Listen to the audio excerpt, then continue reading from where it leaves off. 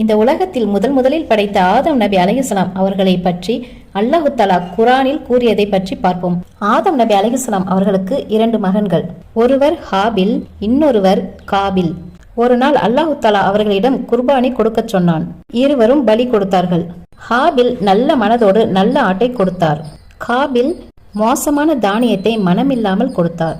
அல்லாஹு தஆலா அப்பொழுது ஹாபில் கொடுத்ததை ஏற்றுக்கொண்டான். காபில் கொடுத்ததை ஏற்றுக்கொள்ளவில்லை.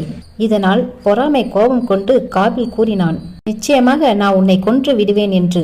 ஹாபில் அமைதியாக பதில் சொன்னார், அல்லாவிற்கு பயந்து நல்ல மனதோடு செய்பவர்களை தான் அல்லாஹு தஆலா ஏற்றுக்கொள்கிறான். நீ என்னை கொன்றாலும் நான் உன்னை கொல்ல மாட்டேன், நான் அல்லாஹ்வுக்கு பயப்படுகிறேன் என்று கூறினார். ஆனால் காபில் தன் சகோதரனை அநியாயமாக கொன்றுவிட்டார். இதுதான் மனித வரலாற்றிலேயே முதல் கொலை. கொன்ற பிறகு இந்த உடலை என்ன செய்வது என்று தெரியாமல் தவித்தான். அப்போது அல்லாஹு தஆலா ஒரு காகத்தை அனுப்பினான். அந்த காகம் தன் இறந்த காகத்தை குழி தோண்டி புதைத்தது.